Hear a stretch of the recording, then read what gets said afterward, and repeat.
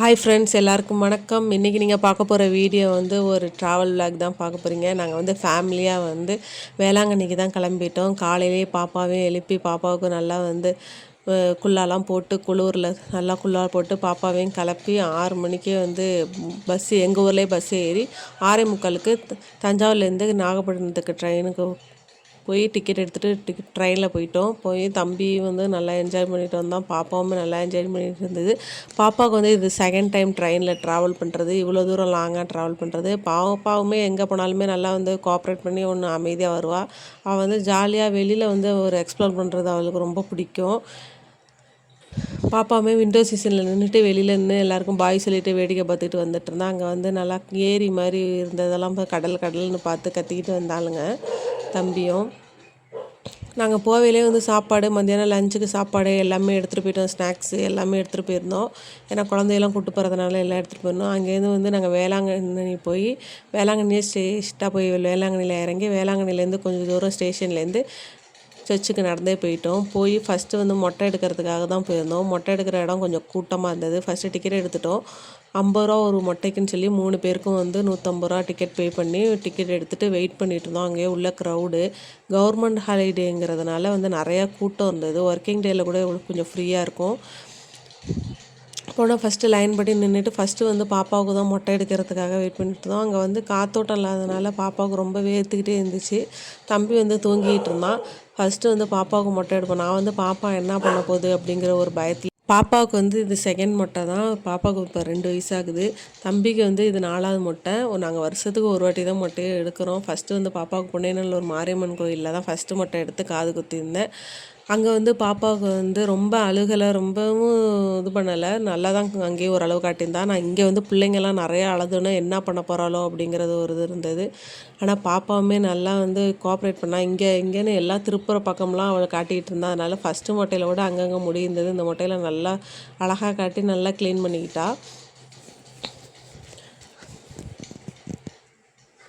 ஆனால் வந்து மொட்டை அடிக்கிறதுக்கு நம்ம வந்து ஃபஸ்ட்லேயே வந்து டோக்கன் வாங்கிட்டு தான் ஃபீஸ் கட்டிட்டு நம்ம போகிறோம். ஆனால் உள்ளே வந்து மொட்டை அடிக்கிறவங்க அவங்களே வந்து வாலண்டியராக வந்து கேட்குறாங்க, ஒரு மொட்டைக்கு 100 ரூபா அப்படின்னு. அங்கே வந்து போர்டிலே போட்டிருக்காங்க, அன்பளிப்பு தர வேண்டாம் அப்படின்ட்டுருக்கு. அன்பளிப்பாக சில பேர் மொட்டை நல்லா எடுக்கிறாங்கன்னா நம்மளாக கொடுக்குறத கூட வாங்கிக்காமல் இவ்வளோ தான் வேணுங்கிறத வந்து அவங்க கேட்டு வாங்குறாங்க. இது எந்த விதத்தில் நியாயங்கிறது எனக்கு தெரியலை.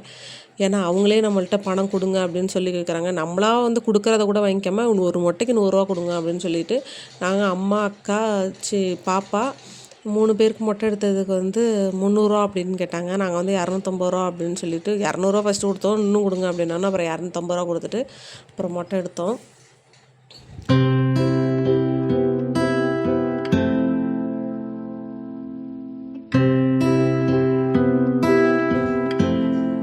பாப்பா எப்படி சைடெலாம் திருப்பி கட்டுறா பாருங்கள். எல்லா பக்கமும் அவளுக்கு மொட்டை எடுத்தோம். டவல் போட்டதுக்கு டவலை வந்து தோளில் போடலை, என்கிட்ட கொடுத்துட்டு போய் உட்காந்துக்கிட்டா.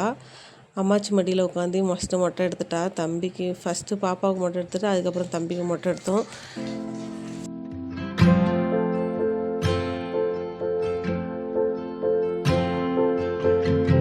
நாங்கள் எப்போதுமே மொட்டை அடிச்சுட்டு வந்து நாங்கள் வந்து எல்லாருமே வந்து சந்தனம் பூசுவாங்க மொட்டை அடிக்கும் போது. நான் வந்து சந்தனம் பூச மாட்டோம். சந்தனம் பூசினா அப்படியே ஈரத்தை இழுத்து வச்சுட்டு சளி பிடிக்கிற மாதிரி இருக்கும். அப்படிங்கிறதுனால நாங்கள் சந்தனம் பூசுறதில்ல. நீங்களுமே உங்கள் குழந்தைங்களுக்கு மொட்டை அடிச்சிங்கன்னா சந்தனம் பூசுறதுக்கு மேலே பவுடரை நல்லா வந்து தலையில் அடிச்சிட்டிங்கன்னா அந்த வந்து ஈரம் இல்லாமல் நல்லா வந்து ட்ரை ஆகிரும். அப்புறம் நல்லாயிருக்கும். அங்கே வந்து எல்லாமே தண்ணி எல்லாமே நாங்கள் ஃப்ளாஸ்கில் வந்து எல்லாமே தண்ணி எல்லாமே எடுத்துகிட்டு போயிட்டோம். ஏன்னா அங்கே இருக்கிற தண்ணியை யூஸ் பண்ணால் கோல்டு இதாயிரும் அப்படின்னு சொல்லிட்டு எப்போதுமே மொட்டைக்கு எல்லாருக்குமே வந்து நிறையா பேர் சொல்லியிருக்காங்க, குழந்தைக்கு மொட்டை அடித்தா உடனே உடம்பு முடியாமல் போயிடும், டாக்டர் தூக்கிட்டு போகணும் அப்படின்னு. அதனால நான் வந்து பாப்பாவுக்கு ஃபஸ்ட்டு மொட்டை எடுத்தப்பயுமே பாப்பா ரொம்ப உடம்பு சரியில்லை. தம்பிக்கு எப்போ மொட்டை எடுத்தாலுமே வந்து உடம்பு சரியில்லாமல் போயிடும். அதனால் இந்த வாட்டி நாங்கள் வந்து எல்லாருமே ஃப்ளாஸ்கில் தண்ணி எடுத்துகிட்டு போய் அம்மா மட்டும் அங்கே இருக்கிற தண்ணியில் குளிச்சுட்டு பாப்பாவுக்கும் தம்பிக்கும் ஃப்ளாஸ்கில் வந்து தலையில் ரொம்பலாம் நாங்கள் இது பண்ணலை, தலையில் மட்டும் தண்ணியை ஊற்றி விட்டு புது ட்ரெஸ் போட்டுவிட்டு அதுக்கப்புறம் தான் அவங்க அப்பா வந்து ஃபஸ்ட்டு வரல அப்படின்னு சொல்லியிருந்தாங்க. அதுக்கப்புறம் வந்து பார்த்தா வண்டி தஞ்சாவூர்லேருந்து வெயிலில் வண்டியிலே 2 வீலர்லேயே அவ்வளோ தூரம் வந்திருக்காங்க. வந்தேன்னா சரி வாங்க அப்படின்னு சொல்லிட்டு பாப்பாவை வந்து அவங்கள்ட்ட கொடுத்துட்டு நான் கொஞ்சம் ஃப்ரீ ஆகிட்டேன், தூக்கிட்டு வர ஆள் கிடச்சிட்டு அப்படின்ட்டு. அப்புறமா நாங்கள் மொட்டையெல்லாம் அடிச்சுட்டு அங்கே சாமியெல்லாம் கும்பிட்டுட்டு அப்புறமா வந்து கடலுக்கு தான் போயிருந்தோம். மெயின் வந்து வேளாங்கண்ணி கடல் தானே, பிள்ளைங்கள மெயினாக வந்ததுக்கு காரணமே கடலுக்கு போகணும் அப்படின்னு தான்.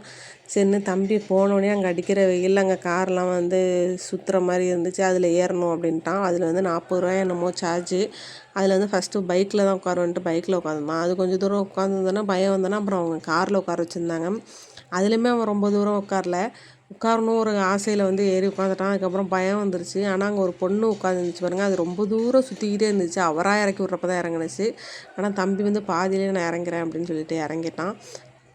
அதுக்கப்புறம் கடலில் போய் தம்பி அக்கா எல்லாமே நாங்களாம் விளையாண்டுட்டு இருந்தோம். அப்புறம் அவங்க அப்பா வந்து பாப்பாவை பார்த்துட்டு இருந்தாங்க. பாப்பாவும் இது வந்து 3rd டைம் வந்து வேளாங்கண்ணிக்கு வந்திருந்தது. இதுக்கு முன்னாடி 2 வாட்டி வந்தப்போ டக்குன்னு வந்துட்டு நாங்கள் உடனே போகிற மாதிரி இருந்தது. ரொம்ப வந்து டைம் அங்கே வந்து ரொம்ப நாங்கள் ஸ்பெண்ட் பண்ணலை. இந்த வாட்டி கொஞ்சம் ரொம்ப நேரம் இருந்தோம். பாப்பாவுமே நல்லா வந்து கடல் தண்ணியில் வந்து கால் நினச்சிட்டு விளையாண்டுட்டு இருந்தா. பாப்பாவுக்குலாம் ட்ரெஸ்ஸில் எடுத்துகிட்டு போயிருந்தோம். நாங்கள் வந்து ட்ரெஸ் எடுத்துகிட்டு போகாததுனால நான் ரொம்ப இது பண்ணலை. ஆனால் இருந்தாலுமே நான் ரொம்ப நனைஞ்சிட்டேன். அங்கேருந்து திரும்பி சர்ச்சுக்கு திரும்பி அங்கேருந்து நடந்து கடல்லேருந்து வரத்துக்குள்ளேயே ட்ரெஸ் எல்லாமே காஞ்சிருச்சு. நாங்கள் வந்து சாப்பாடு எல்லாமே எடுத்துகிட்டு போயிருந்தோம். சாப்பாடு வந்து காலையில் வந்து சப்பாத்தி எடுத்துகிட்டு போய் ட்ரெயின்லேயே சாப்பிட்டோமா. மத்தியானம் வந்து அங்கேயே வந்து புளிசாதம் கிளறி எடுத்துகிட்டு போயிருந்தோம். சாப்பிட்டுட்டு அதுக்கப்புறம் தான் நாங்கள் கடலுக்கே வந்தோம்.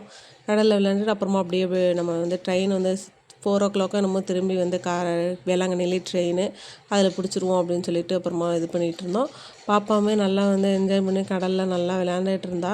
எனக்கு வந்து என் ஹஸ்பண்ட் வராது ஒரு இதாக இருந்தது. எங்கள் ஹஸ்பண்ட் வந்தோன்னா அந்த ஒரு ஹாப்பி ஃபுல்ஃபில் ஆன மாதிரி இருந்தது. அதுக்கப்புறம் கொஞ்சம் நேரம் அவங்க அப்பா வந்து வெயில் வந்து எல்லாம் டயர்டாகிட்டு நான் போய் உட்காறேன் அப்படின்னு சொல்லிட்டு உட்காந்துருந்தாங்க. அப்புறம் பாப்பா போனதுக்கு வர மாட்டேன்ட்டா. அப்புறம் நான் கொஞ்சம் நேரம் வச்சுட்டு கடலில் வேடிக்கை கட்டிகிட்டு இருந்தேன். அதுக்கப்புறம் அவளுக்கும் தூக்கம் வந்துருச்சு. அப்புறம் போய் அவங்க அப்பாட்ட கொஞ்சம் நேரம் வந்தோன்னா அப்படியே அரை தூக்கத்தில் அப்படியே தூங்கி வெடியை பார்த்துக்கிட்டே இருந்தா. ஆனால் அவள் வந்து நல்லா 11 மணிக்கு தூங்கினான்னா 2 மணிக்கு தான் எழுந்திருப்பா. ஆனால் வெளியிலன்னு எங்கேயாவது நம்ம அழைச்சிட்டு போயிட்டோம்னா சுத்தமாக அவளுக்கு தூக்கத்தை அவ்வளோ கண்ட்ரோல் பண்ணிக்கோ. நைன்னு கூட அழுவ மாட்டா. தூக்கத்தை கண்ட்ரோல் பண்ணிக்கிட்டு நல்லா வெளியில் போனால் நல்லா என்ஜாய் பண்ணுவாள். இந்த வீடியோ உங்களுக்கு பிடிச்சிச்சின்னா மறக்காமல் லைக் பண்ணுங்கள், ஷேர் பண்ணுங்கள், சப்ஸ்கிரைப் பண்ணுங்கள்.